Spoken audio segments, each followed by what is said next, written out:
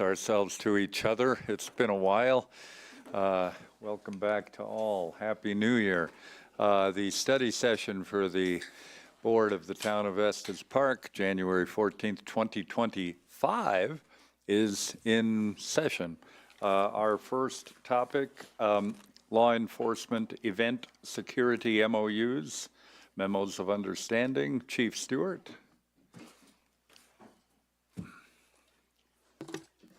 Good afternoon, Mayor, Trustees. I've come before you tonight to talk a little bit about what we're doing as far as an MOU with Larimer County is going, but also be in a position where I can research whatever I need to research to make sure I get you the answers you're looking for, or if there's any concerns you want to address, I can be in a better position to do that. But hopefully I'm just here to give you a lot of information, and I have on hand the information you're looking for, but I'll certainly work towards getting answers you might have that I don't know immediately. A little bit of background on this is that I don't think anyone in this room isn't familiar with the fact that we are just an incredibly active area in northern Colorado for special events. These can range in size from the little ones to giant marathons and county fairs and things that are just very large in size.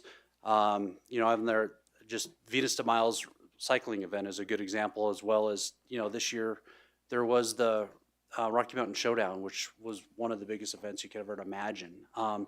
To make all of that successful, it takes a lot of staffing from a law enforcement standpoint to make sure that safety and security is ensured in that. And Estes Park is no stranger to this. Frozen Dead Guy Days, 4th of July festivals, the Scottish Highland Festival, Catch the Glow, all those events, those big events, we can't do by ourselves. We do bring in outside law enforcement agencies to help us make sure those are safely carried out in a manner that's our guests and our residents are safe at.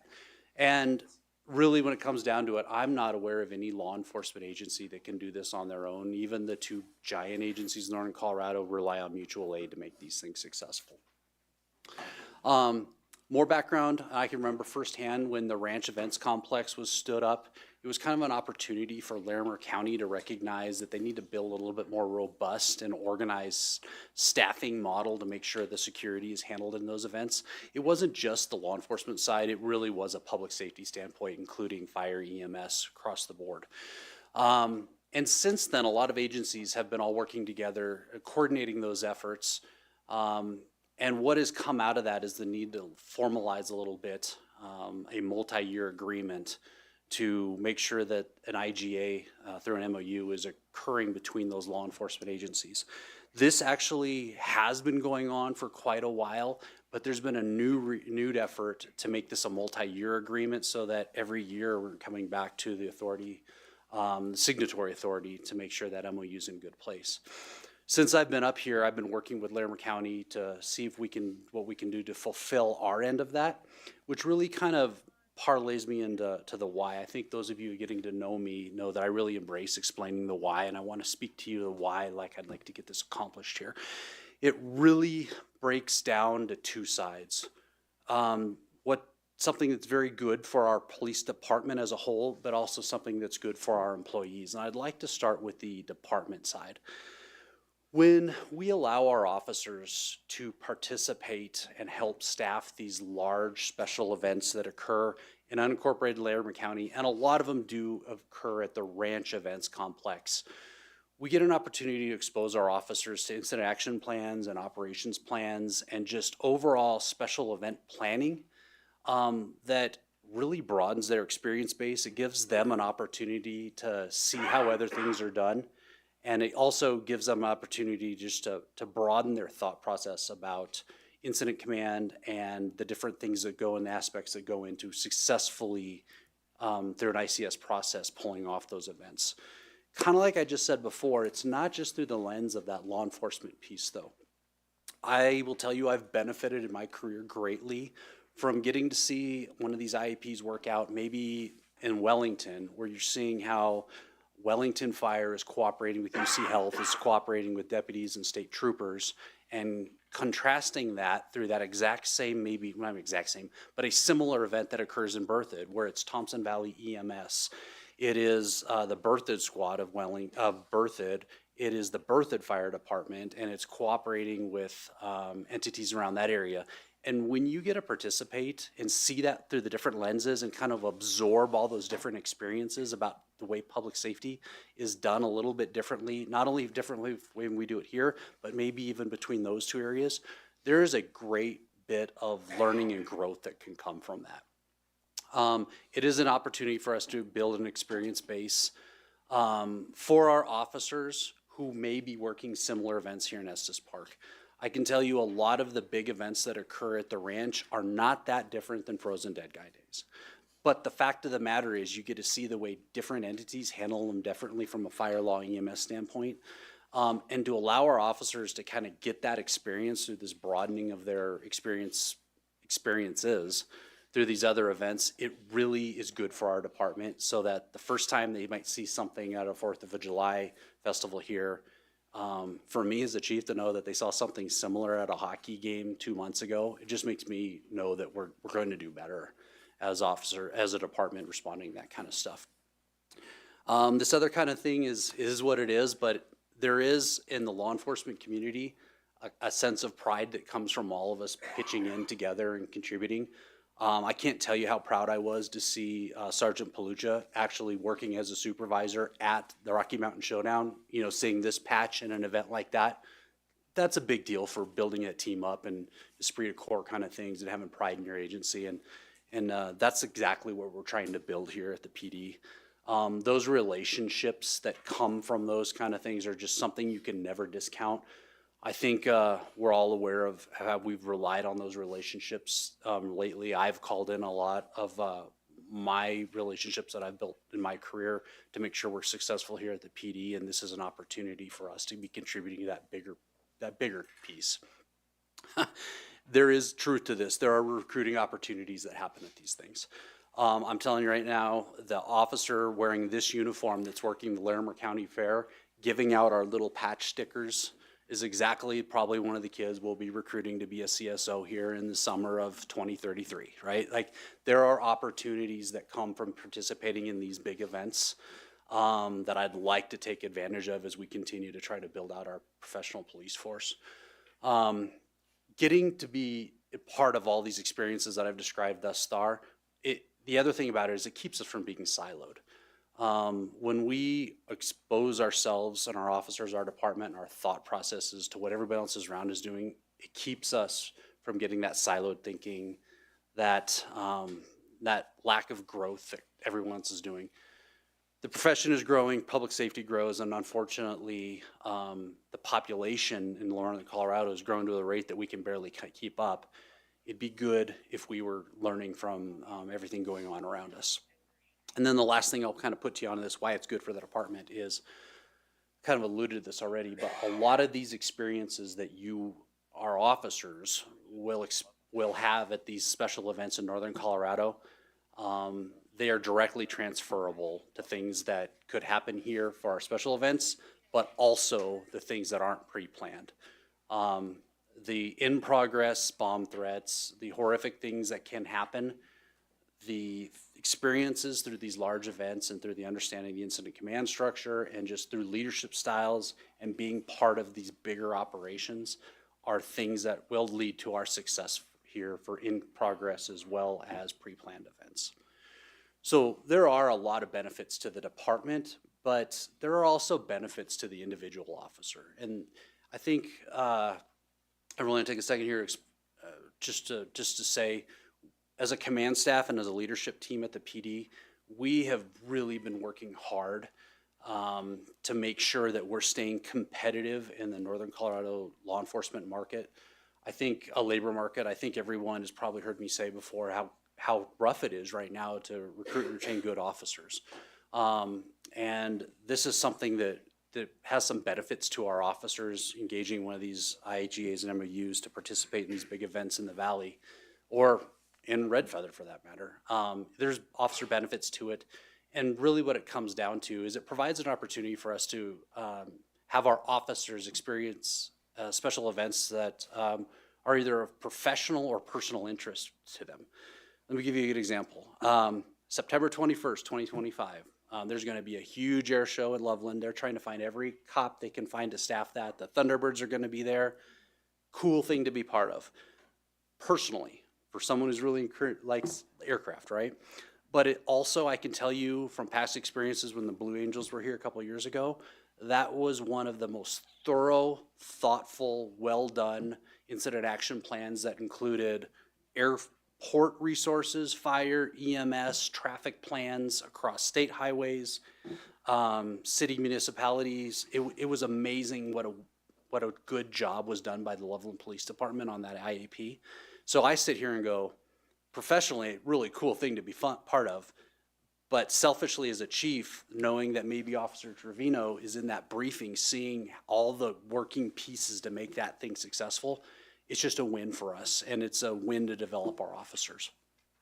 It also might satisfy our ability to participate in something that you might not have an opportunity to participate in Estes Park at the way you want. And what I mean by that is one of the things I'm trying to do here is give officers so many opportunities. There's no feeling that there's a need to go to Fort Collins Police Department because they have a bomb squad. Well, there's a regional bomb squad that I'd be more than happy to participate in. Another good example is we've had a drone in the Estes Park Police Department for many years, since before I knew when they even got it. There is quite commonly drone positions to be filled at these special events, and how neat it would be for one of our drone operators to be able to go down and fly the drone at some event just to provide overwatch or whatever it is that they want captured with the drone at that event, where we might only have 3 or 4 events a year. That's something you could do up here.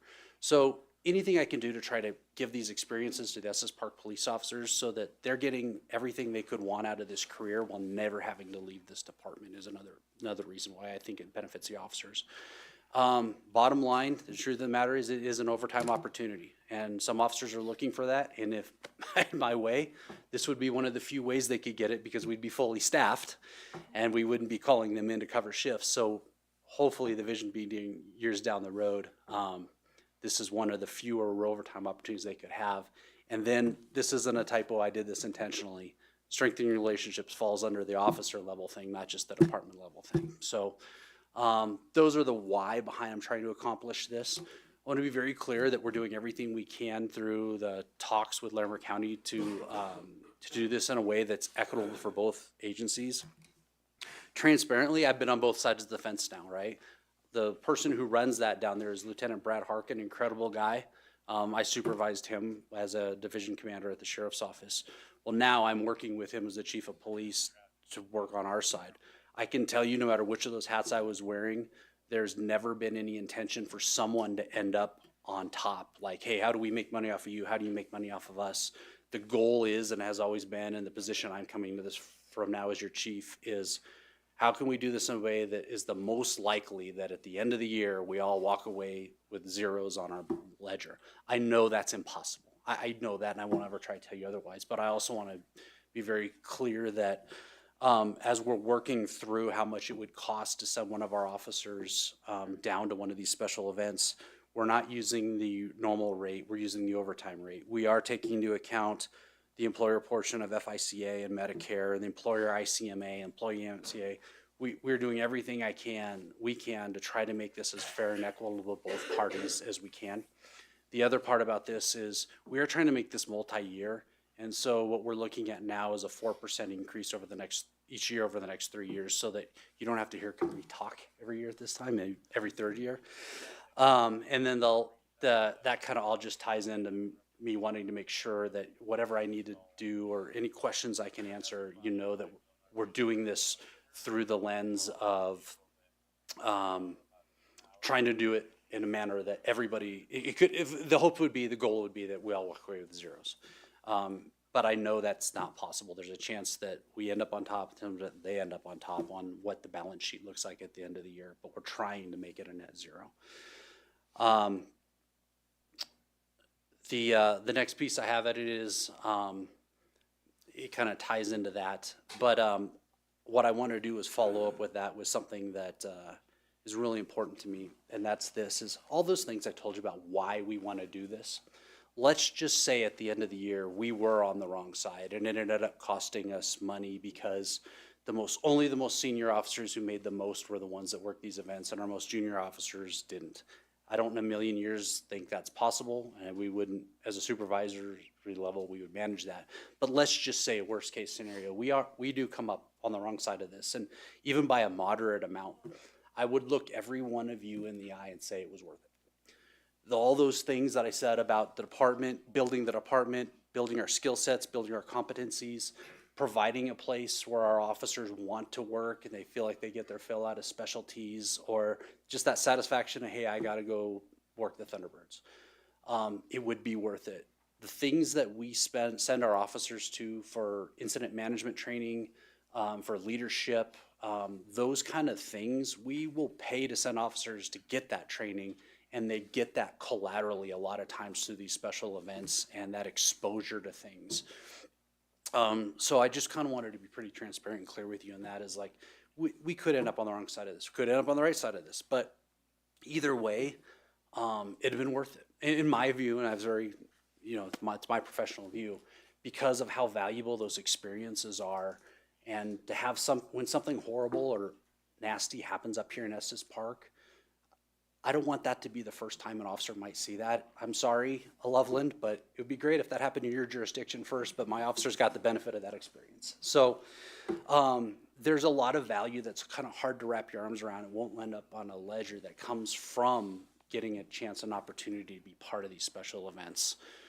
That was kind of the big update I had for you today, and it is also me asking you if there's something that I can look into, a question you had that I can try to address, anything along those lines. What are the potential downsides, if any? Well, one is we will have to be on our supervisors. This is, I can tell you from personal experience that this happens. I don't have an Officer Jones. Officer Jones works every single one of their days off down at the fair because that's cool, and they call in sick their first day of a normal shift. There has to be supervisory intervention and oversight of all this to make sure those things don't happen. I've seen that happen, and we've had to address it. Certainly something to be aware of. Another one is that cost piece in it, is that we need to be monitoring this, and we need to be looking out for the best interests of Estes Park. I know you mentioned this a couple times, Chief Stewart, that there's, obviously we're talking about Larimer County, but there's opportunity with the other agencies that we might partner with. Do you expect that what might get built with Larimer County would be similar for those other agencies, or would each one be fairly nuanced? More of a curiosity, not a concern. No, you're on it, because the vision that Lieutenant Harkin has with the Sheriff's Office, and again, can't say enough about that individual, he's one of my favorite people. He's hoping to have this be block one, the foundation of what I hope someday I'll be coming back to you with, that this goes from being Estes Park to Larimer County to being reciprocating across all agencies. And this is why that's huge. Like I started off saying, Scotts Fest, 4th of July, we need these other officers too. And if I knew as our end, as we try to figure these out from a staffing standpoint ourselves, that whoever we can get to come up to help us, whether it be Timoth, Johnstown, Colorado State University, is on the other end of this as well, that would be huge. So the vision of this being is this is the first step, and then there would be an addendum, and I won't even try to get into the right legal term for it, but a follow-up to this one in the future, that everyone that Larimer County gets on board with them, like we're trying to get on board right now, all those parties would have a follow-up one saying, hey, everything you just agreed to with Larimer County, now that works for all the parties that made that agreement. And I will have to come back to you for that, but I didn't want that, because you can imagine how many people have their fingers in the pot on something like that, to slow down the initial one. But the idea would be this is a second step to this to come, and if Timoth, Windsor, and Johnstown, CSU get on board with Larimer County, that will reciprocate now amongst all of us. Great question, and No, great, thanks. that's what he was thinking too. Yeah, that helps, thank you. Mm-hmm. Chief, I had a question about how do you spread this around? I know, I'm familiar with this from the other side as well. Yes, sir. Doing it from the county side, but I know during 9/11, when we were guarding the dams, there was an issue with a couple senior officers taking all the shifts just having humongous amounts of overtime. Yes. And some of the other officers never got a chance, and there were some hard feelings at that time that it wasn't spread the wealth around, and not just the wealth, but the experience and the ability to, I mean, if it's one or two officers every time, it's not gonna benefit the other ones. So my question was, then I have a follow-up, is what are you gonna do to spread this around, make sure everybody has this opportunity who wants to do it and can do it? So it's not just a couple guys or gals doing it. Two pieces. One, the easy answer is, and the right answer is direct supervisor intervention. But here's the other side of it. Maybe things have changed a lot since I got to be up here with you. But the way it stood in the prior 25 and a half years was there were so many of these opportunities, they couldn't hope to fill them all. And every given night, it was how many slots are unfilled. So it's going to be more a problem, I believe, of that first problem that was brought up with the mayor about what are the downsides about us making sure officers aren't working too much, than only a certain officer hogging all the spots. It's really true in hockey season with the Colorado Eagles. Those games are so frequent and so often, but it's also seasonal. That September 21st date I threw at you, that's also a CSU home football game, I believe, and it looks like the Eagles will be doing a special event with the Avalanche that night. If you're wearing a badge, you can have all the work you could possibly want. So I'm more worried about reeling in this happening too much than I am one officer hogging all the slots. But I will also say that you have my assurances that our leadership team won't let that happen. And my other was just to follow up, I take issue with your statement that the Rocky Mountain Showdown was successful. I would not describe it that way, but had nothing to do with law enforcement. Chief Stewart, I appreciate that thing about cutting back, because I'm curious what happens. You know, I presume you're going to put some limits on how many officers can go down there at one time because of staffing needs up here. But what happens if a number of officers are down there and we have some emergency event up here? How do you manage responding to that? Yeah, well, a couple things. One, only the squad that's off shift would be allowed to participate in this. Okay. So it's not like you'd be allowed to work the fair during the day and then work a midnight shift here. We wouldn't allow that. It would only be the squad that's off. I think everyone's familiar with the way we do a rotation. Squads, yeah. Yeah. And then the other piece of that would be it's circumstantial. You asked about what happens if we have a big event up here. Believe it or not, this happens for the other agencies that participate in this all the time. And the answer is it's circumstantial based on the event. If you're working the roadblock up in Red Feather that's keeping the bicyclists from getting hit by a truck, it's going to take you a while to be able to be relieved to head back. But if you're the fifth officer working the hockey game, you get cut loose instantaneously. And it's just something that we have to keep an eye on.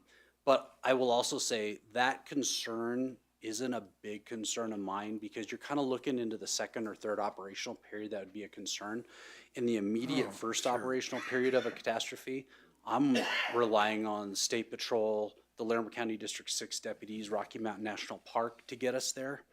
And if the officer that I need is working a hockey game, I'm probably not, if I'm building my ops plan out correctly or managing that incident correctly, I don't need him for 5 or 6 hours anyways, in most circumstances. Okay, thank you.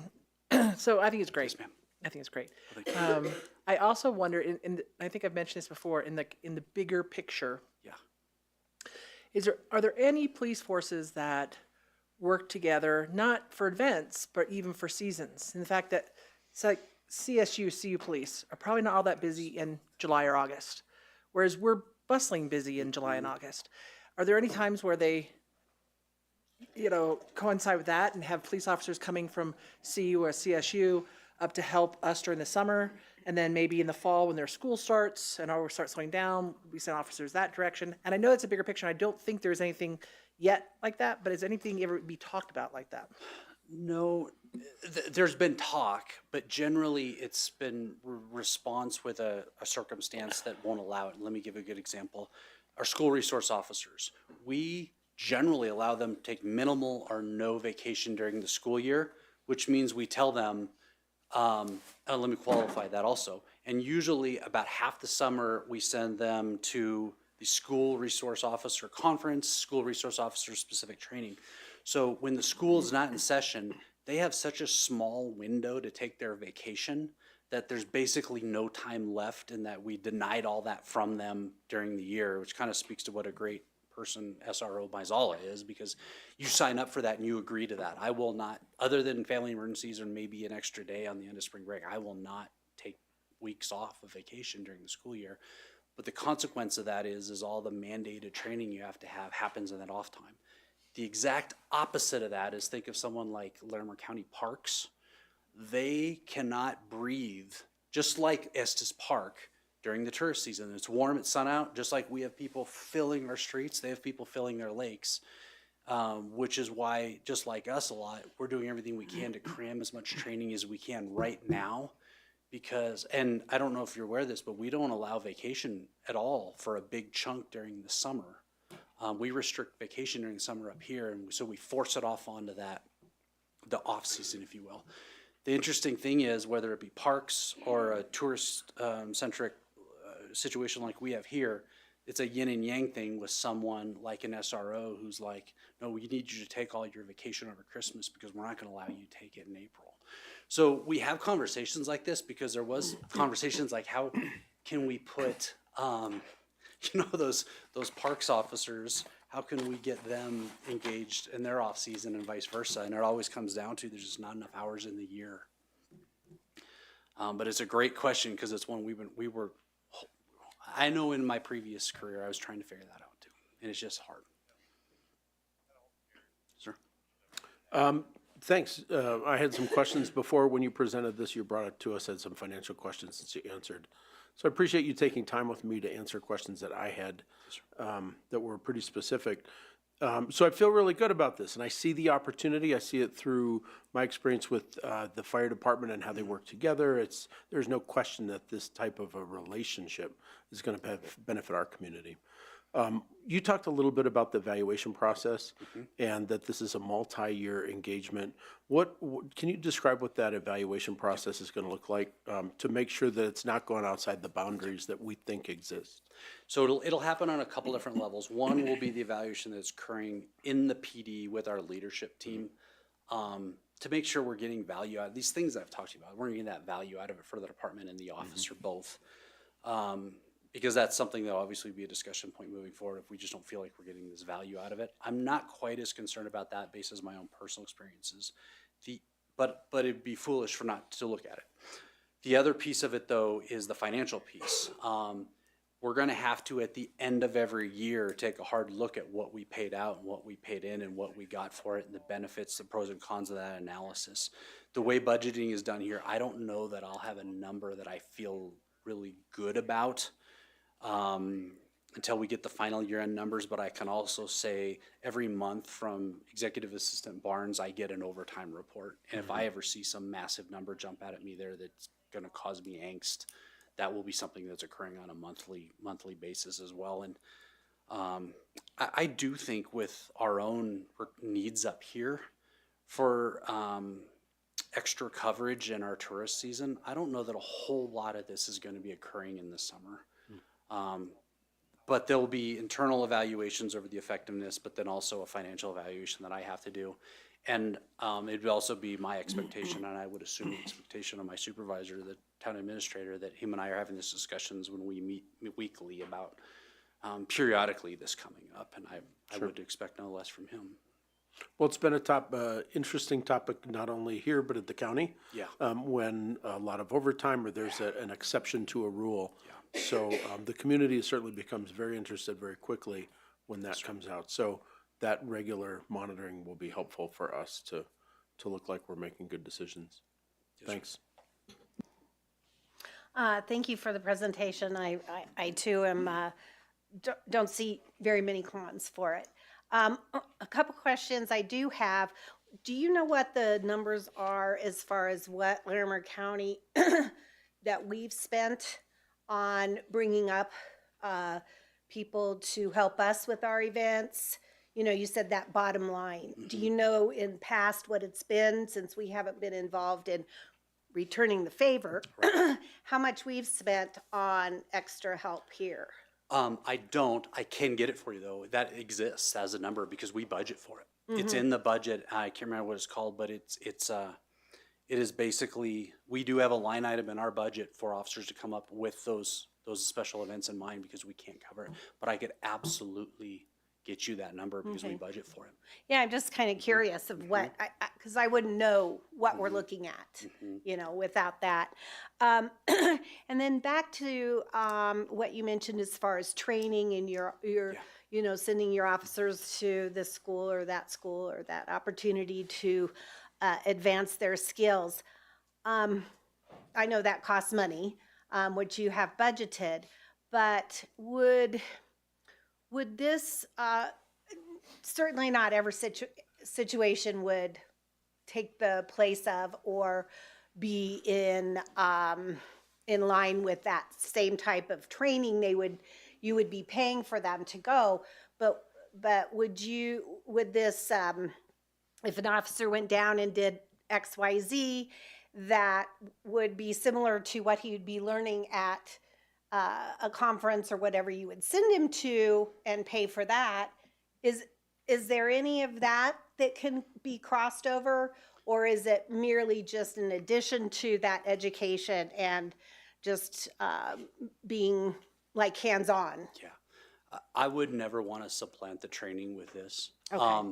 To me, this would be opportunity to take us, if the training's taking us to good, hopefully this could take us to great. A lot of the things we could learn in training, this could be a practical application for. But that's the neat thing about these special events is it's not a tabletop exercise. You're out there doing it. And that's not something you generally can get from training. So I wouldn't want to forsake the one for the other. But for me, I selfishly get excited about the idea of, a great example is they just released the special event training calendar, and there's about 8 different classes that I'd like to send officers to, and one of them is sports critical incident management, and I would love to send an officer to that course and then 2 weeks later having them work the Mammoth football game. And with the relationship we have with Larimer County, I'll take it a step further. I would love to ask Lieutenant Harkin or Sergeant Sanchez if they would allow our officer to give them a draft ops plan. You know, and again, but I don't see it replacing one thing or the other. I see it as an opportunity for us to take our skills to the next level. And there's time in that. You mentioned those schedules are tight for some more officers more than others, but you see that that opportunity of them being able to do their outside training and going to these classes, plus then having a hands-on approach to that follow-up as well. Yeah, because we would never allow them to work an event in lieu of a training we'd like to send them to. Yeah, great question. I don't think I'd address that. Is the priority would be that officer development through training, and this is just kind of icing on the cake. Okay, thank you. I think you've generally heard affirmation to proceed and try to develop that MOU, and I think eyes wide open, proper management is what will make it successful, though events can vary. Do you have what you need? Yes, I do, and thank you very much for everyone's input. Thanks. Thank you. So I go sit down and come back up, or? You can stay.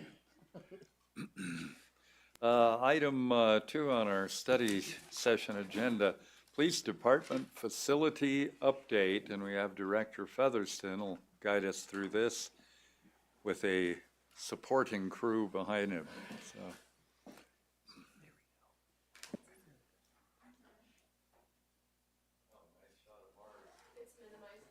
Is it minimized?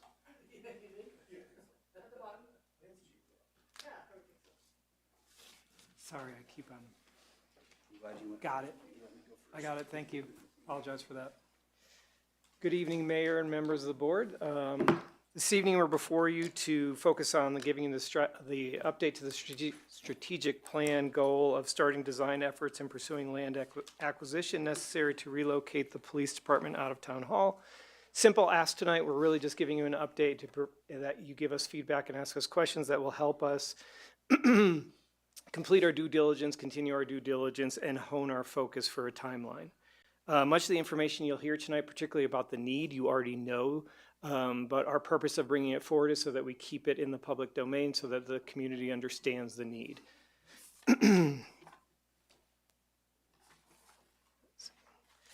So just a little bit of background on the need. So the adequacy of the current and the best use of the current location for the police department facility is fairly well known and it's been identified by the town for some time. The first introduction of the CIP I could find was 2019, so it has been in the CIP since at least 2019 for the replacement of the police department.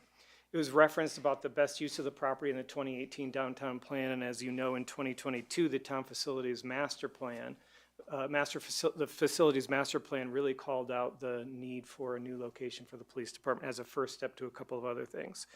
It was also identified as a strategic goal by the town both in 2023 and 2024, and it'll be moved forward for 2025. So with that tonight, the chief will give us an update, an overview on the need. I'll come back with some other updates, and Derek Pastor, our project manager, will give you an update on an assessment. So just a quick review, and I really appreciate how many of you have taken the time to just always come see us and tour with us. And so this isn't a review in some sense, but there's some certain important things I want to point out. One of them being the venue the location we're at now is not conducive to emergency response. We have two main thoroughfares out. In the summertime, I think everyone, loop or no loop, as much as I like to blame everything on the loop, I can't blame this on the loop, is everything coming out of goes right into tourist traffic. This is a fantastic photo because it shows of Elk Fest, I believe, correct? And it just gives a great example of how busy that lot can be coming out of there to the west, as well as the fact that our emergency routes out do not really give us good access going west, and how busy these roads can be and how full the parking lot can be. It has occurred in the past where tourist traffic and even tour bus up there just due north of our building have blocked in our officers as they're trying to respond to emergency calls. It's just a very, very tough place for us to have good ingress and egress for emergency calls or just standard calls for service out of here. But the other part about it is two things. One, we unfortunately take up many parking spaces that could be utilized otherwise for the benefit of the town. But in addition to that, we don't have nearly the parking spaces we need to accomplish some of the things we want to accomplish. We have specialty vehicles and trailers stored off site, and it's just not very conducive to doing public safety business here for everyone's benefit. There on the left, evidence and property room. I measured that before this meeting. That is 26 inches that you have between that locker in the second from the left picture and the metal piece that comes out of the old jail cell. I made Penny measure me, I'm 20 inches. So I got 6 inches to spare there, and I'm about an average sized individual. So we have some issues with just the ability to get things done there, and I didn't even think to measure what it is with one of those lockers open. Our evidence and property room, we're going to touch on that a lot, but you can see there, that is not what you'd expect for a door for an evidence property room. From a records management standpoint, in these pictures and in a lot of pictures to come, you're going to see things that are haphazardly stacked and shoved into corners. I will confide in you, I'm kind of a little bit OCD about things, and it drives me berserker. It is not laziness or untidiness that has created that. It's simply a problem of there's nowhere else to put stuff.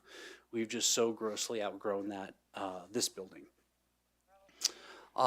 Interesting perspective. We're going to look at some of these pictures a couple times, but we have those lockers in the hallway that I know we've toured. Those lockers are general use lockers there in the picture on the left, and it's not uncommon for them to open, which does block off that hallway. But what it also does is, unfortunately, a lot of times when those lockers are needed, there's some specialty stuff in there that when you need that locker opens, also when you need that hallway, which it doesn't serve public safety very well. It's also, you can see those were kind of put in just to make use of whatever available space there was. That second picture to the left, that room we're going to see from different angles throughout this presentation.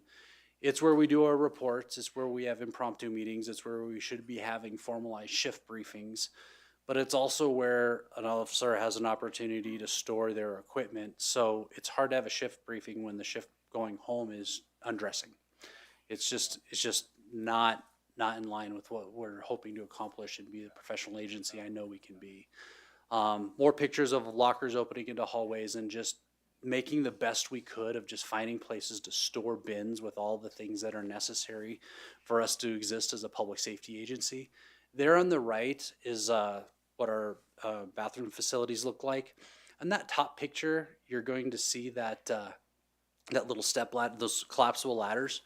A button hook around that to the left is the closest thing we have to a shower or a locker room. Unfortunately, it's not a shower right now because it's also the only place that the janitors can put their mop closet and their mop buckets and all that. So it's not really something we have at our disposal. I can tell you firsthand in the law enforcement agency, you need the ability to go put on clean clothes, whether they be from smoke or something awful. These next two pictures on the left are interesting, that sergeant's office space. Up until about 6 weeks ago, all 4 of those sergeants were in this space in the second from the left. I made the decision to do away with the only conference room that is in what we think of as the PD right here in this part of it, because it wasn't in line with my vision of the mentoring and the conversations that shift supervisors should be having with their employees to better them and mentor them and address supervisory issues. I wanted them to have the space to accomplish that. So we lost a conference room in order to create the fact that now 4 of them are in 2 offices and not 1. That obviously had a domino effect we'll talk about here in a second. Our detective space is adequate, but it's probably the only time you're gonna hear me say adequate today. But it doesn't leave any room for growth. And then that next space on the right is one that it kind of hurts to talk about, because one of the things I'm most proud of in Estes Park PD is the volunteerism that we are able to enjoy with our auxiliary. I don't know how we would do what we do without those volunteers. And all of them have that shared space there to store all their radios, all their equipment, all their mailboxes. And you can kind of see there's a partial wall up because that's actually a hallway access. That was never an office as far as we know. That was just a hallway that we put a temporary wall up so there'd at least be a little bit of a room for them to have to call their own. That picture on the left is actually the same room as those blue lockers we were talking about where people change. That just happens to be the other side of it. Those aren't separate rooms. Just kind of shows you how compacted and cramped that area is. Normally what's accomplished in that room should probably be 3 or 4 separate rooms, and we can talk about that here in a second because that's also where we have to process evidence. One thing that can be kind of hard to talk about a little bit is that kitchen, break room, common area. And the reason being, I think everyone's aware of this, and I have no problem saying right now, I think we just arrested a fugitive prior to this meeting started. So about 20 feet on the other end of that door in one of those jail cells is someone with warrants. And that whole kitchen meal break area is where all of our professional staff, our non-law enforcement officers, including our law enforcement officers, obviously have their meal break area. Well, you have to bring arrestees through that to get them in that processing area where booking and fingerprinting occurs. Clearly not an ideal situation, but it also kind of parlays into the fact that it is kind of weird to tell you right now, right on the other side of that door, we're processing someone for warrants, which it is what it is, obviously. And then again, I'll kind of go back to that storage situation. This is not for us being lazy or not wanting to be tidy. That's just simply us using all the storage we can to cram everything we could possibly cram in there without having to move it off site. One of the things that is a bit of a concern for me is this interview room on the left. It is an adequate, I guess I'll use it twice. It is an adequate interview room. A lot of respect for our IT department that's made sure that's properly audioed and videoed to meet our needs. But there's a lot of laws and regulations regarding juvenile detainees and arrestees and adult detainees and arrestees. They have to be separated, and there's a lot of things that go into that. I'd be happy to explain to you, but I don't want to spend that much time on it right now, unless you'd like me to go into that path. But the only way that we can try to comply with all of those things is to also use the interview room as a juvenile holding cell, which again isn't ideal. We do have 2 cells in service. You can tell they are. I'm not aware of any other jail cell that I've ever come across in my career that still has the old bars, but we do here. And again, it's just that has been in place for decades and decades and decades, and it's just kind of a throwback to, it's not consistent with current cell design and management. The other thing I don't care for that a whole lot is that if there ever was the day that we had adult arrestees and juvenile arrestees, one of the things we have to accomplish is not just keeping them physically separated, but auditorially separated. So we'd have to pull a rabbit out of a hat to figure out how we're going to make sure we don't violate that, just based on the size of the facility. Our dispatch, our communications center, these shots are pretty much as close as you're going to get to a panoramic as you look around the room, because it is just the single room with the qualification that there's the bathroom, the manager's office. And then what we've done is, since I took the conference room down here and made it into a sergeant's office, that's the conference room that we have, which again isn't ideal, because if we do need to have meetings, we separate that meeting out from the activities going on in the PD. And the other thing that I think we're all on the same page, that we're doing everything we can to build our police department into a family team atmosphere, right? Having the dispatch center, the comm center in one portion of the building, restorative justice of another portion of the building, and then the PD in this portion of the building, it artificially puts up walls, no pun intended, to that success in that team building. I do believe it makes it harder for our restorative justice unit to get the buy-in and seeing a cop every day to think about, oh yeah, that's right, why didn't I refer this to RJ? Out of sight, out of mind kind of principles going on. But that also pertains to communication center. It really builds team when your dispatchers, your professional staff, your sworn officers are all seeing each other in the same hallway, using the same microwave, same refrigerator. It is what it is. So some additional facility deficiencies or facility. We are trying so hard to not just be a law enforcement agency, but to embrace that emergency management mandate we have from the town. I'm very proud of that, working hard towards that. We have to have the ability to stand up an emergency operations center that is part of our comm center, part of our public safety facility. The great work that events has done to accommodate us, the great work that the staff from internal services has done to make the event center a place where we can make an emergency operations center. My hat's off to them for the whole hard work they've done, but it's a patch. It's not where we need to be. And if it's done smartly and it's done like a lot of other agencies are done, you can build a multi-purpose room that accomplishes some of the things that are going on in our training room with the blue lockers, that also allows us a place to do a whole ton of things. And then when we have our catastrophe, every 6 feet, the wall is plumbed with power and data ports, so that training room now becomes an emergency operations center. I mean, there are ways to do this efficiently and cost effectively that, quite frankly, we can steal from the way that other agencies are doing this and have done it successfully in the past. One of the things I'd really like to see, it's a big deficiency we have, is we have no sally port. And again, looking at through the lens of cost savings to do something the right way the first time, is an effective sally port. And what I mean by that is a garage that can be secured at both ends, can accomplish several things. One, it can give us a place where we can do routine vehicle maintenance. It can be a place where maybe I don't have to have a vehicle idling in the middle of a snowstorm to make sure that the windshield's clear, so that if there's an emergency call comes out, we're not scraping a windshield or needlessly having a vehicle idling that could be inside.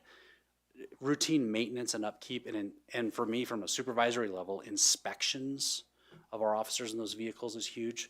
But there's a dignity piece to this too. One of the things that bothers me is we will take an arrestee from our car, even though it's just I think everyone appreciates how close it is to the back door. But with tourists going right and left by us, we're bringing our SDs out to process them in that room.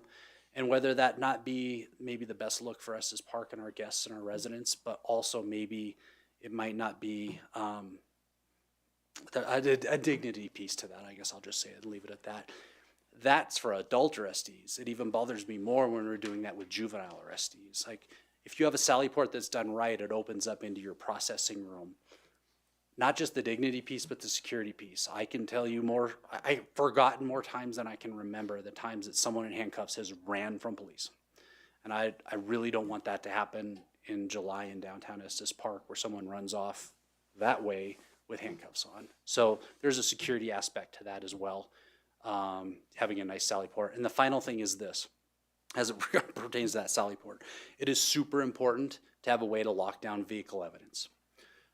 We have to have a way that if we have to seize a vehicle and obtain search warrants, to lock that vehicle down, if it's especially if it's a critical case like a homicide or something horrible, we need a secure evidence bay where we can process that vehicle and not open ourselves up to other problems.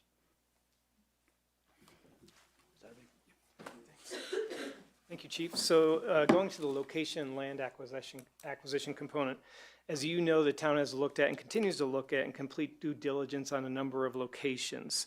The focus of the locations has largely been central. It's important to the chief and the department to be close to the schools and to the action in the downtown. So it's really been focused in the corridor of Big Thompson, North and South St. Vrain.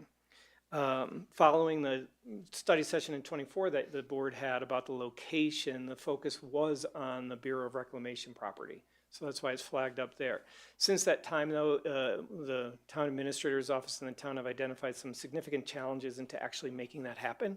So we have shifted more to looking at other properties that either have or are not on the property on the market or are on the market. Recently, we found money we identified money from, yeah, sorry about that. Sorry, Travis. We identified money from closed CIP projects. And so we were able to shift funding from closed completed CIP projects into an account so that we could complete a pre-design assessment that Derek Pastor, the project manager, will now speak about. And that will help us. It's actually a really key component for us to identify really suitable properties based on our needs in the property.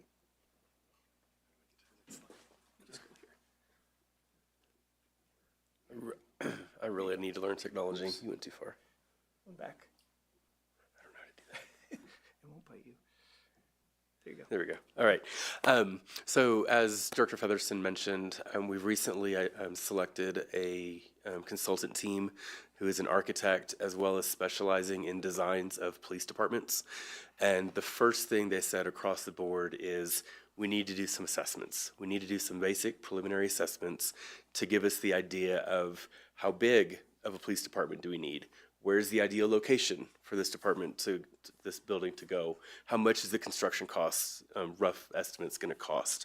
So we just started those assessments last week, and they will be following up, doing a site visit in the coming weeks to further these assessments. But there's 3 main assessments that they're going to be doing. The first one is identified up there, the space needs analysis.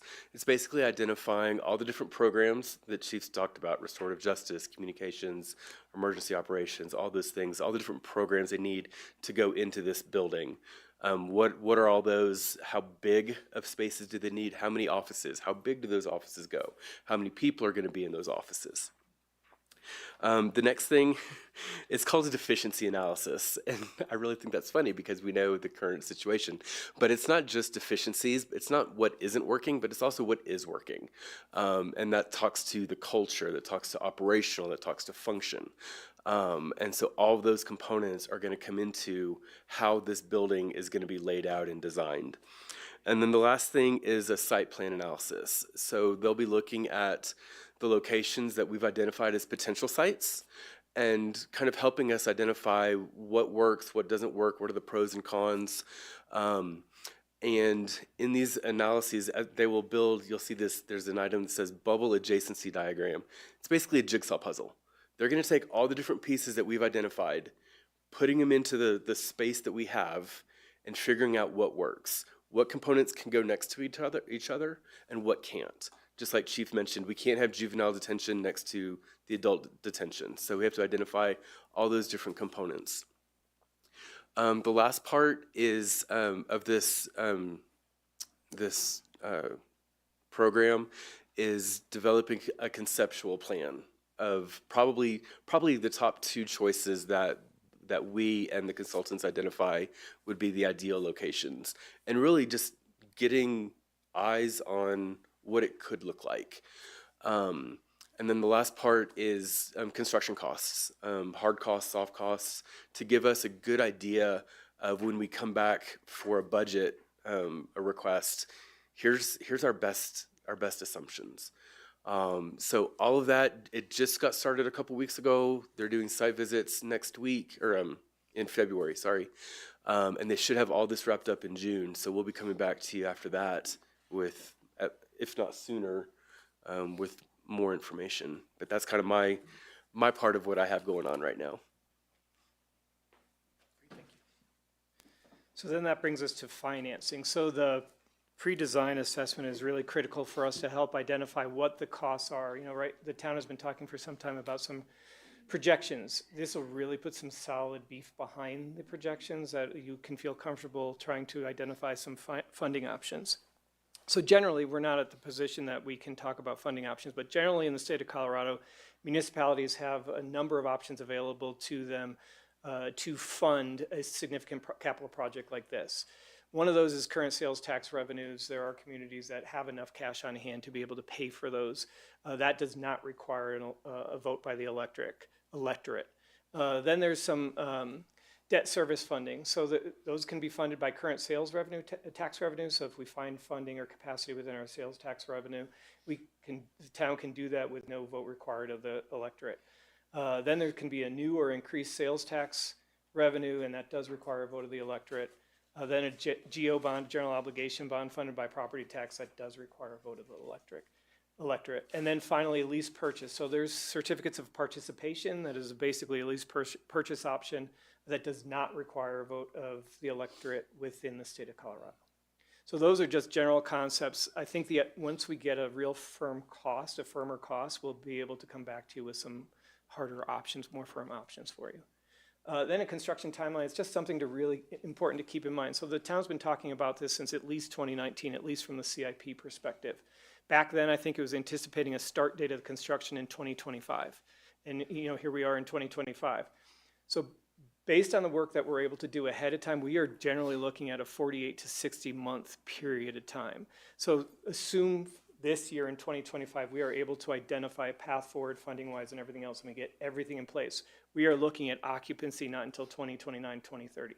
It is quite a bit of time for the police department, the police chief, to be able to manage effectively within its current space. So that's just to give you a little bit of context time-wise. And then moving to, that was a wrong button.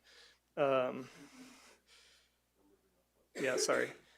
So then just communication planning and some ongoing capital needs. So communication planning, the town's Public Information Officer, Kate Miller, is putting together a communication plan to help continue moving forward with the information to the public, the information to the board, and the goals are outlined up there. It is really to make sure there's transparency, community engagement in the dialogue, build community support for whatever the town and the board decide to move forward with, reduce and minimize misinformation, and strengthen the community relationship. So the town right now is working on a video. I actually think they're going to shoot on Wednesday. So in the next coming weeks or months, you will probably see a video coming out that helps articulate fairly quickly what the needs are and what the potential benefits are to the public by doing relocating the police department. So be on the lookout for that. And then just a heads up on ongoing capital needs. So there is nothing that we can do about creating more space in the current space. So we won't be able to address that. But there are things, in the previous item, recruitment and retention is huge. And the efforts that go into recruitment and retention, especially of law enforcement staff. And so particularly in my experience, one of the biggest things that law enforcement take is how well how are your facilities, how are your resources? And so it's important for us to continue to make improvements to that facility that will not fix the space needs, but they will maximize at least the quality of the space and the utility of the space. So we will probably be coming forward with some improvements, some of the things that we can help make that space as good as possible. It will not fix the need space, but it'll make it as good of a space for the time period, because we're looking at least to a 4 to 5 year period to stay in that space, depending if we go forward in 25. So I don't want to hit the wrong button. That is the update for you. We are more than happy to take any questions. Any questions or feedback you give us will help us influence the timeline and our due diligence that we complete. I do anticipate our next natural check-in will be once we're going through this assessment. We will probably have to check in with you because it will help us narrow our locations. Part of the assessment we'll look at, think about it. If you've got a flat piece of parcel, that limits how high you can go. But if you have something that's built more into the ground, there's various options that you have. So it will be parcel specific, and some of that may have to be in closed session based on the negotiations, but it will be a really important step in this project. Just a quick question on the timeline. I was really surprised. I know building does take a while, and all the processes do. But I still think that's a big chunk. Can you explain why, or what process do you feel is really pushing it out to that 5 year? Sure. I'm going to let Derek answer the technical part of that. I will tell you, the more that we're able to do up front, like the pre-assessment design and really narrowing on a location, that will help minimize the amount of time that we're constructing. Okay. So that 48 to 60 month, we started that clock now. Okay, so as soon as we started that assessment, in my mind, that's kind of starting it. The design itself is going to take 9 months to a year, just a lot of back and forth and revisions and updates, and can you tweak this and all that. Land acquisition is not a quick and easy process. Going to the vote, if we have to go that route, that builds in. So that timeline accounts for if we have to go to the vote. Okay. And the timing of that. And then construction is 18 to 24 months. Right. So. Okay, so that is including a voter, anticipated voter vote. And some things we can do concurrently. Right, of course. But at the same time, time is time. Yeah, that really puts it in perspective when you see it on. I'm like, holy Toledo, how can they stay in there for 5 more years? Believe me, I've been telling Chief, it's like, this is a marathon. It's like, I want it to happen now. It's going to be a marathon. Well, and I understand that, but I was hoping more of the 3.5 to 4 year, not the other, but thank you. So I had heard that there was problems with the Bureau of Reclamation property. Could you help us understand what those problems are? And that's probably you. Yeah, so Other than the federal primarily the problems come down to the uncertainty associated with pursuing that option. The timeline that you have in front of you today is assuming a town purchased piece of land or a town owned piece of land. That's a fairly straightforward process. It takes time and it costs money, but it's pretty straightforward. The Bureau of Reclamation process is not straightforward. So in order to access that property, essentially in perpetuity is how the Bureau of Reclamation views it. Because once they allow a use, especially a constructed use like a fire station, they know that pragmatically it's going to be very difficult to move that use somewhere else. So one, they take their time and they take a lot of, they approach it seriously when they decide whether they want to grant that use or not. And two, once they do, it takes time for them to review the process. So I spoke and I sat down with the area manager, and understanding that he couldn't give me a percentage, I asked, as we're looking at this project as an overall, I'm trying to get a sense of whether it's worth the town's time to pursue this option based on how it's immediately being received by the Bureau of Reclamation. And based on that conversation, with the concerns that the area manager expressed relative to future needs for staging areas, future use of the property, the challenges with the infrastructure that's currently in place in this stretch of property that we were looking at. The takeaway that I had was that the probability was probably 55% that pursuing this would be a successful option for the town. And given the uncertainty associated there and the timeline pressures that we're staring down, I don't think that that's a prudent approach at this time. Now, if we can't find a piece of property that works at a cost-effective price, it's worth revisiting that. But given all of the uncertainty associated with pursuing that option, I do not think that's the best option at this point. And there's a lot of other nuance to that conversation related to the ongoing management of the property, related to the ongoing operations of the property and the flexibility therein that add to that direction. So does anyone have the experience of what happened when we put the fire station there? I don't know when that was done, but I'm sure it was a while ago. Anyone have that history? And it may have changed, so, yeah. No? Nobody does. Okay. The closest, I think the closest approximation we would probably have is the special use permit we have for the parking structure. When we went in and that's more got recent, a yeah. portion of that property, some of that's on town-owned land, some of it's on the Bureau land. That would be the closest approximation in recent memory. And that took quite a while. I would probably defer to Trustee Lancaster on that one. I was not heavily involved in that project. Either he or Director Mahonen would have the best insight on that process relative to the BOR's process.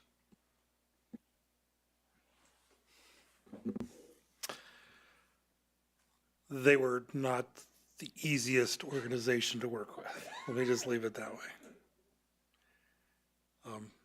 We've had issues over and over with other issues during the flood and accessing the lake for things, and that's the different people that are in there now. But of all the federal agencies I've worked with in my career, there's all the rest of them I would prefer to work with than the Bureau of Rec.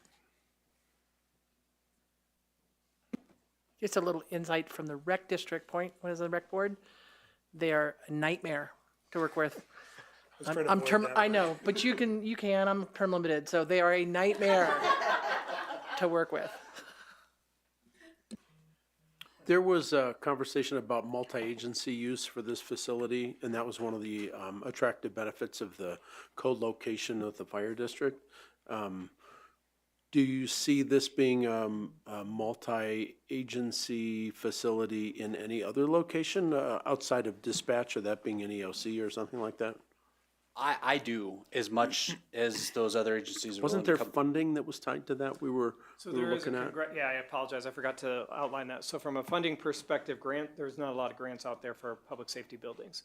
But there's congressional directed funding that the town has reached out to the congressional delegation. There is a legislation that's been drafted for $1.2 million for an Estes Park safety campus, public safety campus. That is pretty much caught up in the mire of DC. They anticipate next potential consideration in March, but there's a lot of steps to go through between now and getting any funding from a congressionally directed action. Could that be integrated with a facility Sure. that wasn't co-located with? Yep, that would be our goal, is to reach out to the delegation and update the legislation based on whatever the status is at that time. Okay, but from what I hear, the BOR land is not a dead thing, but it's not right now. It's going to be one of the properties that will be reviewed in the pre-design assessment, so we are not foreclosing The on it. location was remarkably well-suited to what we need. From a fire district perspective, it seems to work pretty well, and I wasn't privy to the details of building that station, but it works pretty well for the fire district. And so as hard as they are to work with, they have some prime land, so we should be very nice to them. Part of the challenge of the Bureau property, because it is great, is the time. It may really extend your timeline. Yeah, they would probably require a full-blown EIS. So in my conversations with the Bureau, there's two additional factors that I don't know that I actually communicated to town administrator. First of all, the current land management use program, if that's the right term, expired on that land. And in 2024, it was on the Bureau's agenda to update that. They didn't do that, so they're trying to do that in 25. If we want to be considered as part of that, we would have to help fund the cost of that, which is around $40,000 to $60,000. In addition, that process of redeveloping that program would take at least a year. And in the meantime, that's not a guarantee that that space would become ours. That's just a, checking off a box. So our project, our timeline would kind of be on hold, waiting for them to finish their land management use update, to then give us a decision of, yeah, you can have it or no, you can't. So just another factor. And I think all of this, it's important to consider in context, and as Director Featherston mentioned, it's not a deal breaker. It's lowering the priority. That's not going to be the first thing we look at, but it's not eliminating it as an option. And if we go through this exercise and we try to secure another site and it's too expensive, or we can't get a deal together, this is still an option. So I don't want to make this a 100-foot wall for the board to think like this. There's no way this could ever work. 30-foot wall, it's going to take effort to scale, and there may be a better option that we want to pursue before we look back at the Bureau land. And we haven't talked about, we've referenced the rec district. This would have an impact on the rec district's facilities. We'd have to relocate some trail and make some adjustment based on how they use the property versus how we would need to set up a police station to secure it appropriately, given the proximity to those uses. This is a little bit outside the box, but when I look at your description and the problems, lack of parking, lack of adequate facilities, better use for the property, bad egress and access, I could erase police department off the top and put post office in there. And all the exact same things would apply before them being downtown. That's another public facility that should be moved out of the downtown core. So it's looking at them and looking at some federal money if land's big enough, some co-location in that case, if we can get some partnership, that might be able to bring some federal money to the table and address two birds with one stone. So just throw that out there as a possible consideration, because the problems are almost identical between the two public agencies and public services. Just two fairly minor thoughts. One is, thank you for including a section about communication planning in this. I think that's really helpful. And I think it's assumed because we have a great communications program at the town and we do a lot of communicating, but it's really nice to see for a project of this magnitude, the acknowledgement that it's going to be a big piece of what we're trying to do. So thank you for that. And then my second question had to do with the timeline piece and the results of the assessment coming before us, hopefully by June, maybe a little bit earlier, some kind of touch points along the way. How long do we think that assessment information maintains its relevance before numbers get out of date or availability of certain properties become, change or things like that? And how quickly, especially if we're talking funding and budget requests for, how do all of those pieces fit together without any one of them becoming no longer in date? Do you know what I'm saying? Sure, yep.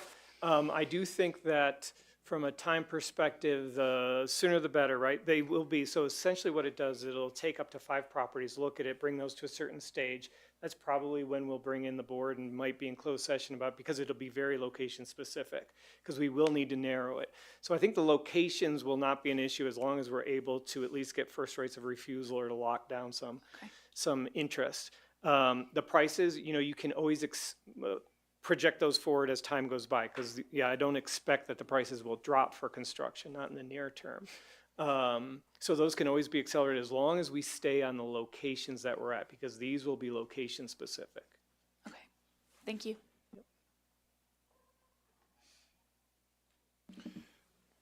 proceed with all good haste.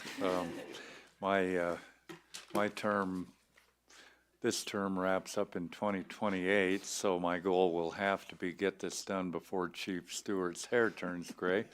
I don't know what, I don't know whether there's hope on that, but yeah, let's keep it moving. Thanks for Great. the update. Thank you, appreciate it.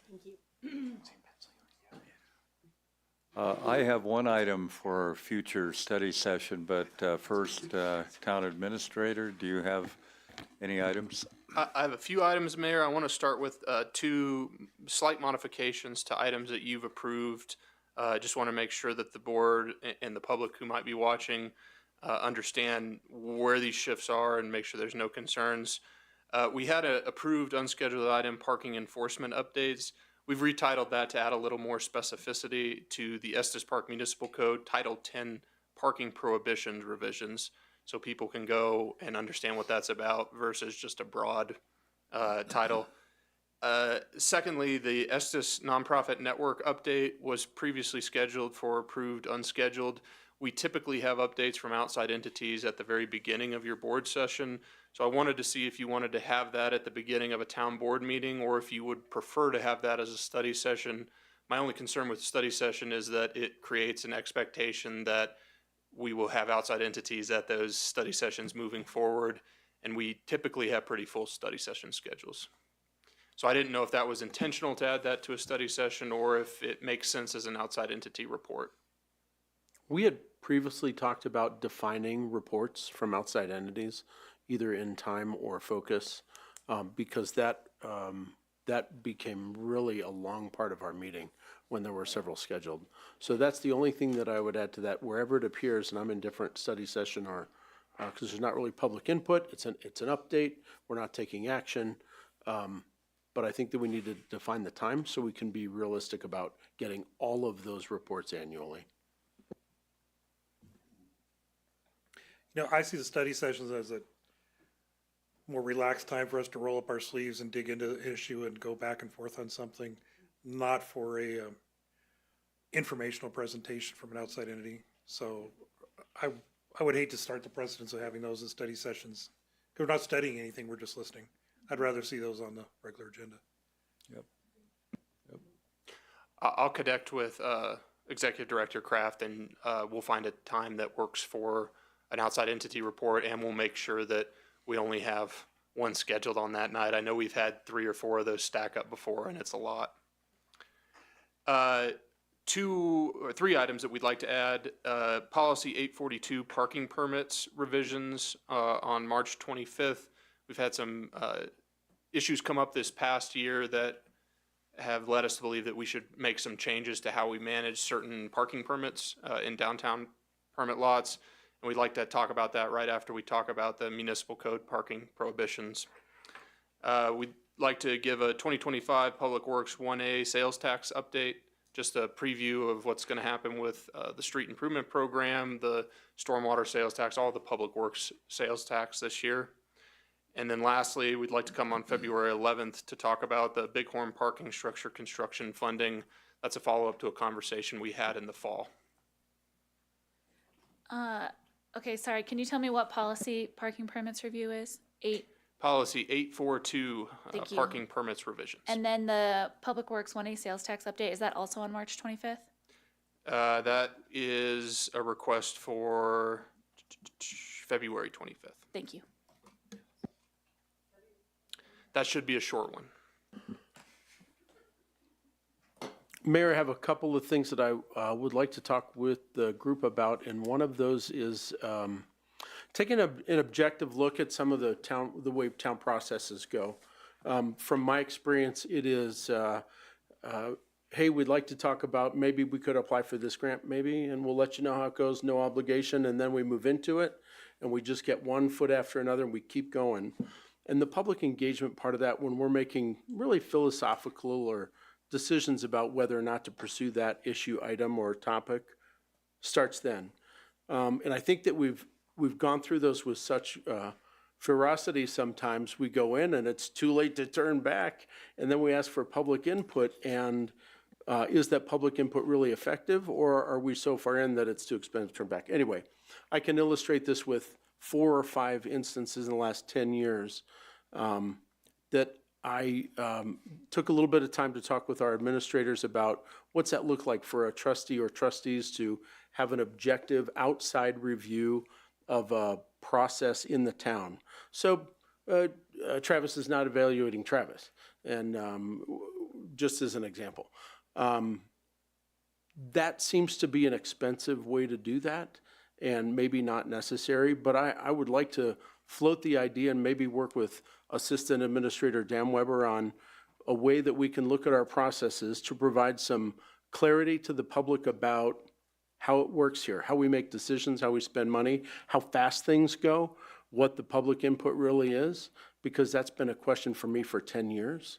And now that I'm here and I can see both sides of it clearly, I think there's still some question about how the process goes. So I would like to be able to present to the public, if the process is good, we can say it and we've looked at it. If the process isn't good, we can change it so it's better. So I'm hoping to hit this with a constructive perspective on how the processes in this organization work.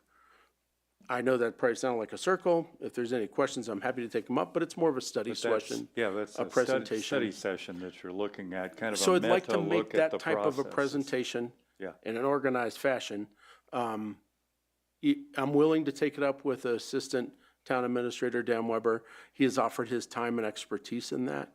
And if it sounds okay, maybe we'll make a presentation to the group at a near future date. So I would like to add that in the future. And then the second thing that I would like to do is in the last few years, our circumstances have changed downtown, our downtown plan, our downtown parking plan. A lot of things have changed downtown. There's all this new construction, all the new logistics of how people get through town have changed. And I think that it is a ripe time for us to look at that parking plan, for us to evaluate, are our priorities the same as they were almost 10 years ago? Have they shifted? I think they have. There's been some conversation toward and away from adding inventory or not adding inventory. Everything that Town Administrator Mahalik just brought up, there's a lot of parking things in there. So it seems like a good time to take another look at that. I would hope that we could add that as a discussion item in a study session in the near future. Yeah, I was just going to clarify, also a study session. I don't have an issue with. Just a clarifying question, Mark, on your first one. So you're, and you weren't talking in a circle, but I just need to make sure I understand.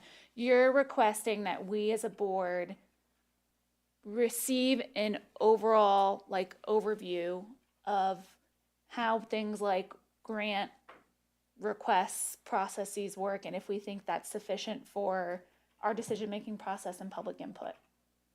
Is that right? Can you, I guess because you're suggesting as a study session item, and you're not proposing that we're looking at changing that process, you're just suggesting an evaluation at this point, or I'm just a little confused.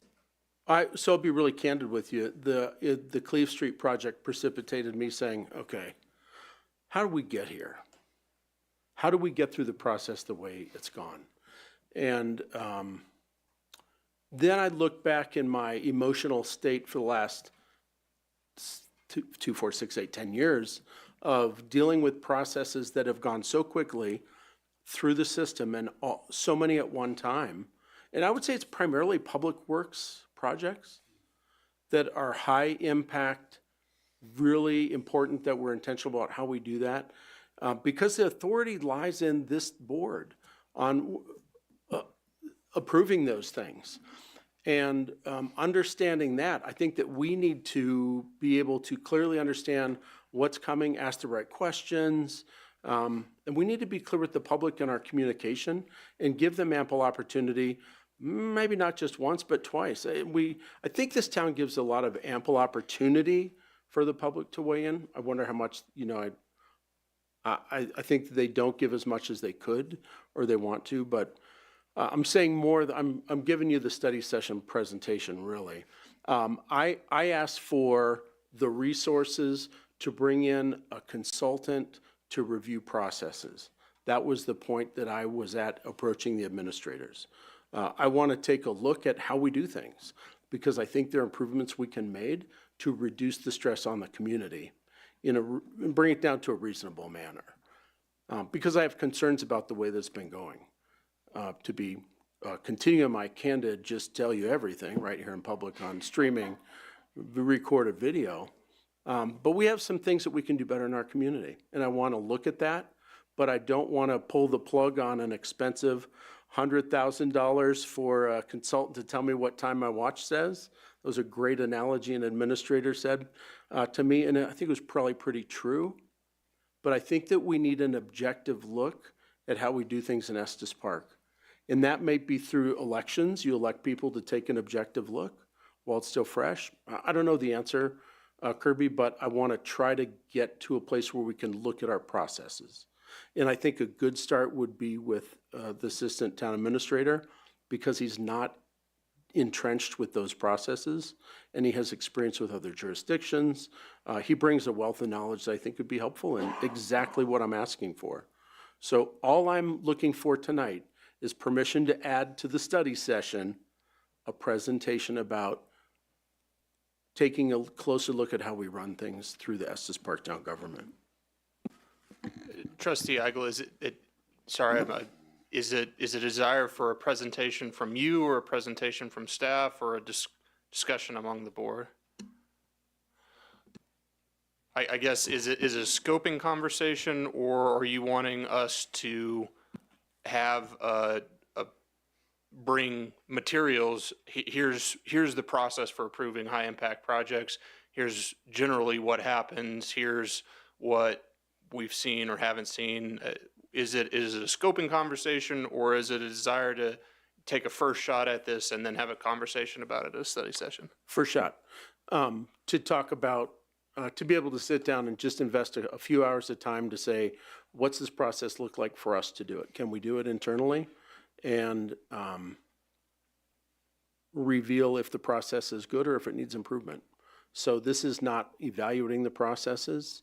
This is just talking about making a presentation to perform that review. And I hope that that will cause a higher level of attention to the projects that are being performed. And I'm not doubting the detail that's going into the projects, the timing, sometimes the mission over other issues. This is the conversation I want to have at a study session. Now, I'm sorry it's gone on. So it's educational to the board, first shot. A little bit, yeah, a little bit. First shot, please. You can say no.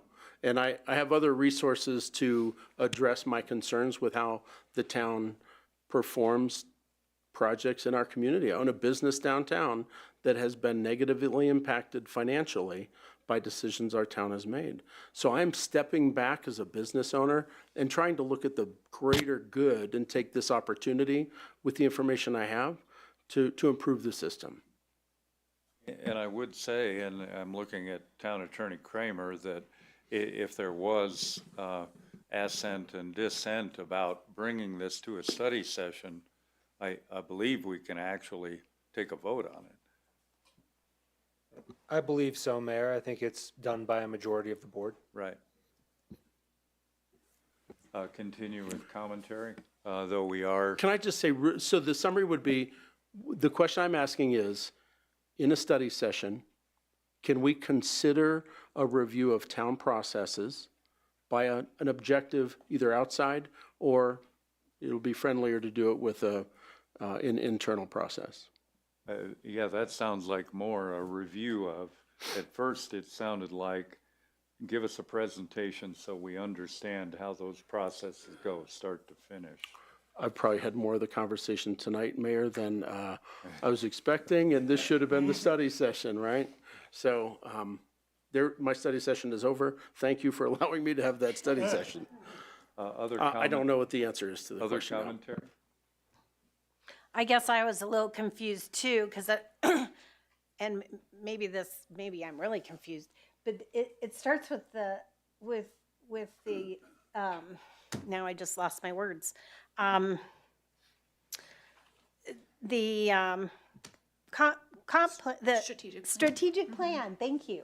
Doesn't it start with the strategic plan and we move forward and based on, I mean, it shouldn't be any surprise that big capital improvement plans or, that fall mostly under the public works are from that, and there's never a good time to do that. I mean, I guess I'm just confused because those are really thoughtful conversations and meetings to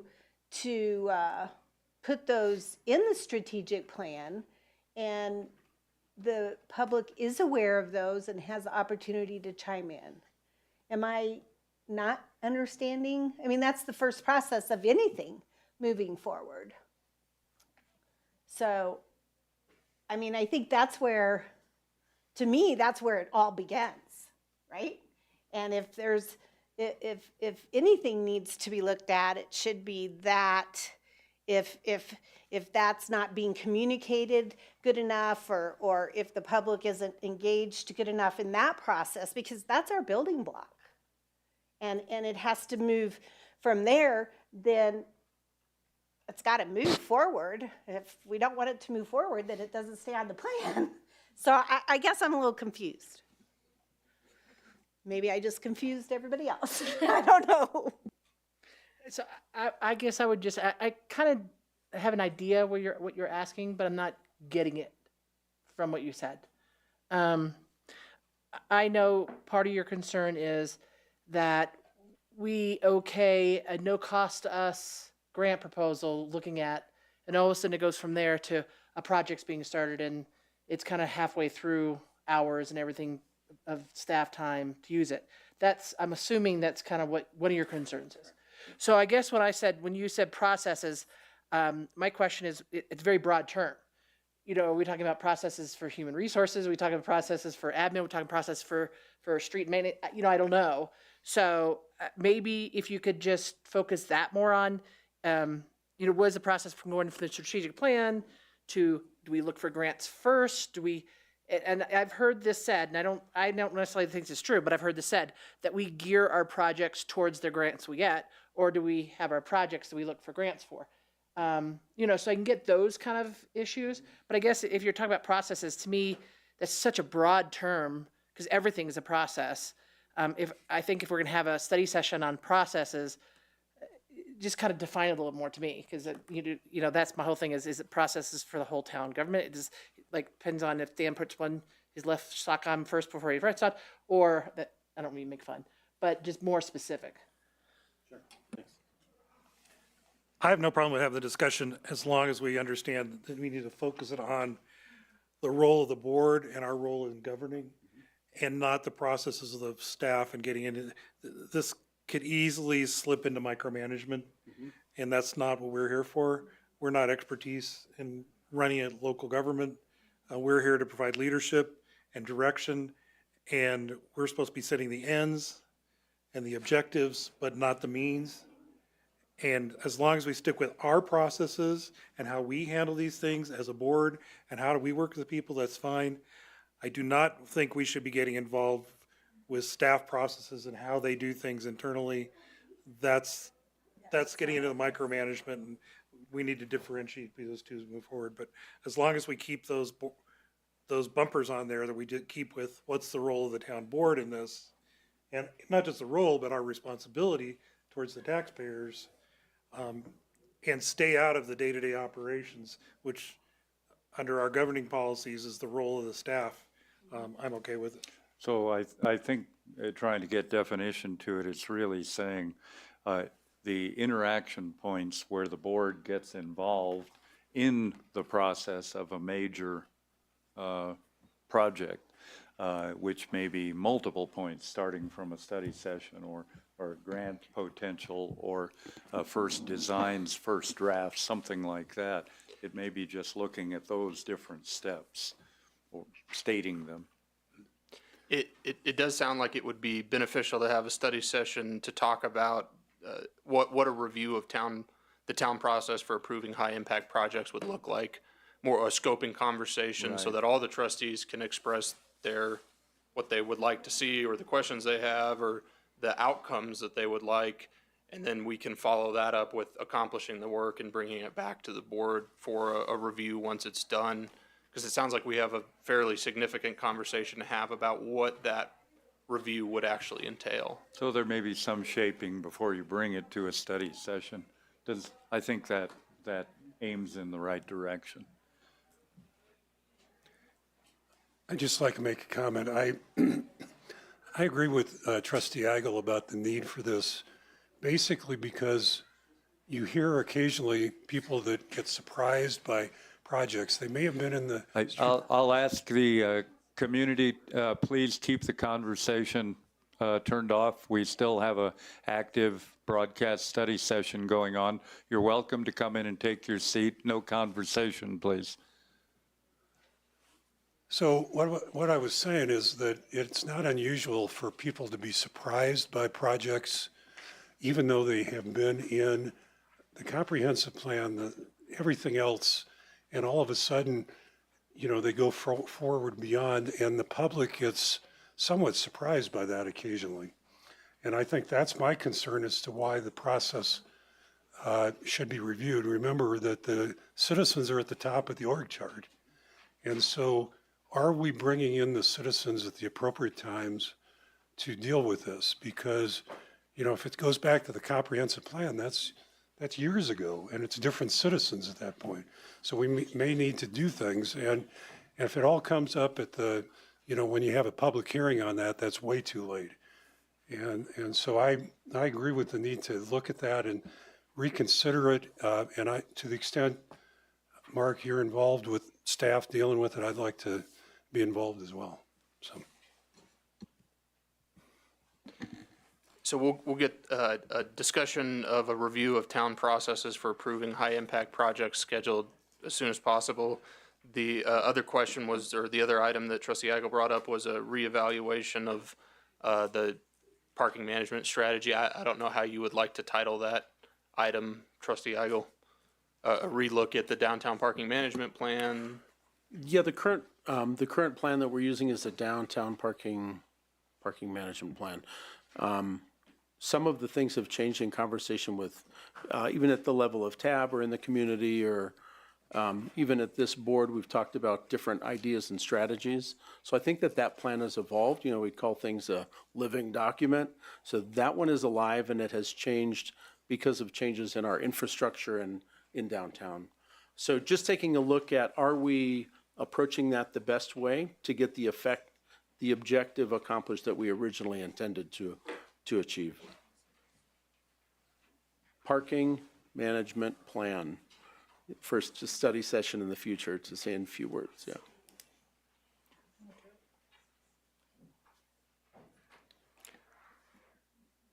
Anything else? Yes, I should have done mine first, it appears, after 20 minutes. Anticipating that we may, in 2018, there was a resolution passed by the town board in support of our immigrant population in town. I anticipate we may see a draft from the community of a proposed updated resolution to modern times here in 2025.